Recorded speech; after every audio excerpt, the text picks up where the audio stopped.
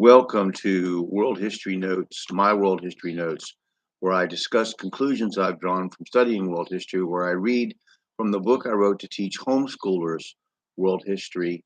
A Bible Believer Looks at World History. You can find the book on lulu.com, amazon.com, at the Bible Baptist Bookstore if you want to follow along with me, or just follow me here. Um, and you won't agree with my conclusions necessarily. I'm a Bible believer. I'm not a fundamentalist, not a Catholic, Muslim, Hindu, atheist, agnostic, none of the other designations. Um, so you'll come from your own worldview or your own point of view. But my goal is that you become interested in world history, that you'll study these things, that even if you disagree with me or just want to say I'm wrong, that's great, as long as you're studying and you have your own opinion about world history and what it means. So these are some very important events in between the world wars, the rise of fascism, but we're going to talk about communism right now and Soviet Union before we go into discuss America.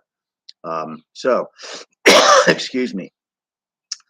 Russia's disastrous entry into World War I on the side of the Entente, or Allies, and its defeat by Germany helped to create a chaotic political situation. The imperial government of Tsar Nicholas was toppled in March of 1917. The Russian Provisional Government intended to establish liberal democracy and to keep fighting Germany. The communist Vladimir Lenin, who had been living in Switzerland, was sent by Germany back into Russia to hopefully create unrest enough to stop Russia from continuing to oppose it. This is ironic in view of the defeated Germany's hatred of communists later. Lenin led the Bolshevik movement to seize power from the provisional government. The new Russian leaders, such as Alexander Kerensky, had accused Lenin of being a paid German agent, which may have been true. In any event, the Bolsheviks took over the country and murdered the Tsar and his family.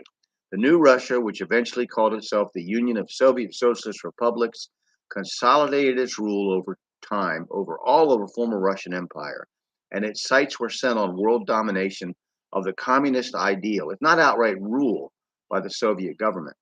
Russia did exit the war with Germany and signed the Treaty of Brest-Litovsk after initially rejecting it due to Germany's demands for Russian-controlled territory.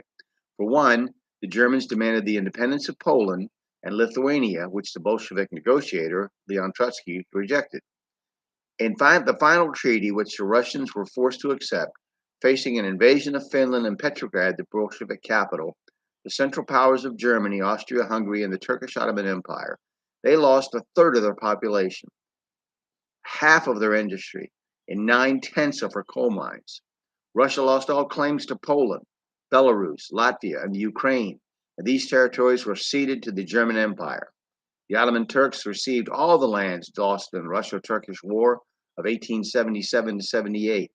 Germany broke the treaty just before its own defeat due to Soviet propaganda, and the Ottoman Empire invaded Armenia. Turkey had murdered 1.5 million Armenians during World War I in its own Holocaust, thereby negating its part of the treaty. Then, right after the Central Powers were defeated, rendering all considerations a huge mess to be sorted out by the great powers who had won: Britain, France, the United States of America. As Germany withdrew from the territories it held, a power vacuum left behind a chaotic scrambling for control. The Russian Civil War of 1918 to 1920 ensued, with white Russians who wanted a return of imperial rule and the Bolsheviks who ruled Russia to a degree fighting. White Russians, not a racial designation, but in contrast to the Reds or Communists, were supported by a joint American allied invasion of eastern Russia, which failed. A Russo-Polish war also helped settle the territorial squabbles and resulted in Ukraine being returned to Russia, but Poland and the Baltic states of Lithuania, Latvia, and Estonia becoming independent. Germans claimed that the wasteful dispositions of their limited resources in the occupied Russian territories weakened the Western Front against the Entente allied powers.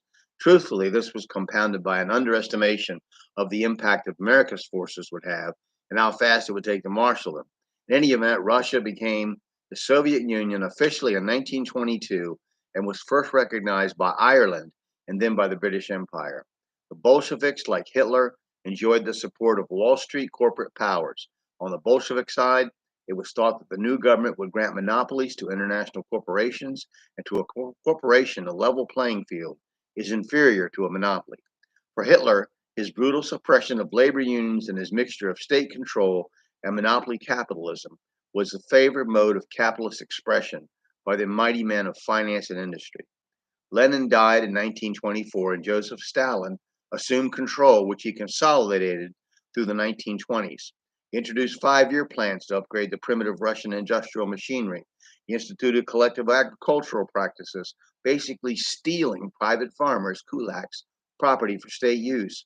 You can find this type of thinking in the American practice of eminent domain, whereby private property is stolen for state use or for use by private business working in the interests of government.